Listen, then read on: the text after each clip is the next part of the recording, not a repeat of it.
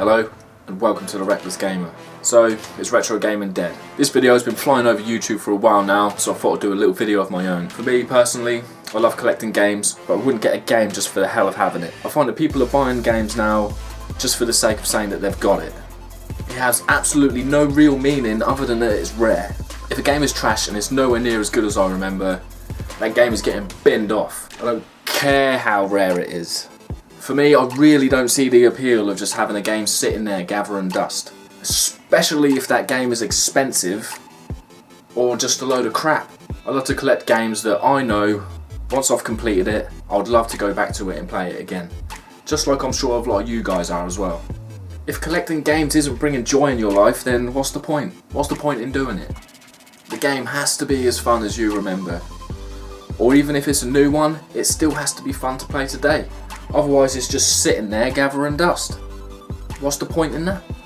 I do understand that some people want to get a full set of games.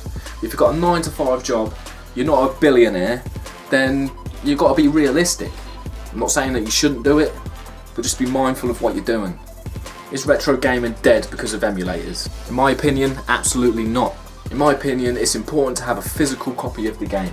It tells a story when your mates come over, and they'll like take a little look and say, oh yeah, I remember that one, and then like they'll pull it out and get the instructions out and all of that stuff.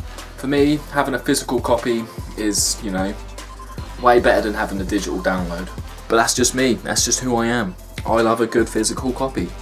Each to their own, innit? If a game is all beaten up because you came home pissed one night and you fell on the floor and decided to use it as a bit of toilet paper, then that game has a story to it. If there was a game back in the day that you had to save all of your pocket money up for and eventually you bought it and it was really good, that game has a story to it. If there was a game that you used to play with your brothers and sisters that used to cause arguments in the family, that game has a story to it. For me, game collecting is not dead, and I don't think it will ever be dead for me. And if anything, I actually hope that the retro game market actually crashes. Because if it crashes, that means that I can go to the car boots and buy really cheap games just like in the old days. I stopped collecting SNES games because they got way too expensive. I remember picking up a boxed SNES for £2 at the car boot. You won't get that these days. But for me, it's never been about how much the game is worth.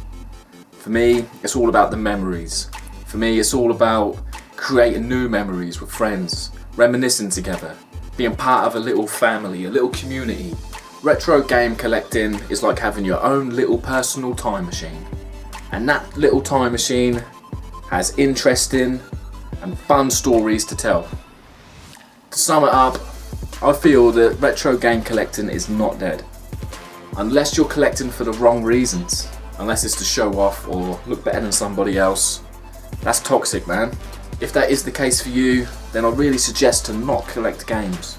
Because it's a waste of your money. If it doesn't bring happiness and joy to your life, then don't do it. Game collecting should bring joy and happiness into your life. And to also create new memories. New memories with friends, connect with new and interesting people. That's all I have to say about this subject. Thanks for listening. Take care of yourself. Peace.